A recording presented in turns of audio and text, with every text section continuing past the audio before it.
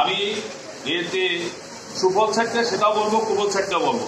এখানে মাছ চাষ করতে গেলে প্রথম কি দরকার আমাদের প্রথম হইলে পোনা। সেই জাতটা আমরা যে জাতটা পাই, যারা মানে বড় ধরনের মৎস্য চাষী আছে তারা বিভিন্নভাবে ভালো জাতের মাছ উৎপাদন করে এবং তাদেরকে উপজেলা পর্যায়ে মনে পুরস্কৃত করা উচিত।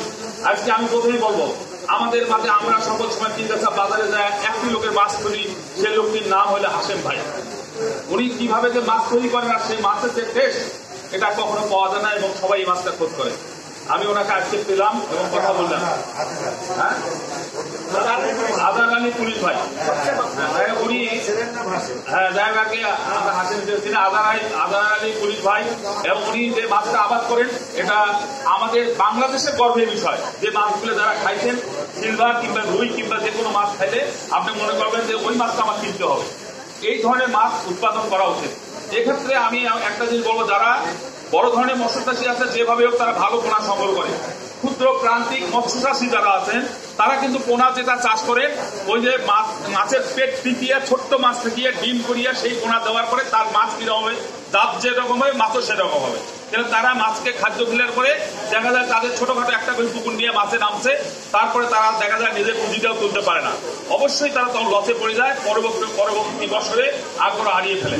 কিন্তু বড় মৎস্য খামারিরা যে কোনো প্রচেষ্টায় ভালো জাতের পোনা পায়। সেজন্য আমি আজকে মৎস্য ডিপার্টমেন্টকে বলবো, আরো উপজেলার মাসিক মিটিংও বলেছিলাম যে মৎস্য ডিপার্টমেন্টে বলবো, প্রথম আপনি পোনা ইনশিওর করে ভালো জাতের পোনা যাতে আমাদের দেশে আমাদের এলাকায় পাওয়া যায়। আমাদের যারা প্রান্তিক মৎস্য চাষী আছে তারা নির্দিষ্ট 2-3টা খামার যারা পোনা চাষ করে সেই সব জায়গা থেকে যেন মাছ পায় এবং পোনাগুলোকে আপনাদের দপ্তর থেকে মাছকে কখন কোন ধরনের খাদ্য দিতে হবে, কোন ধরনের ট্রিটমেন্ট দিতে হবে। প্রায় ঘরে ঘরে এখন কিন্তু মাছ চাষের একটা ভূমিকা আছে।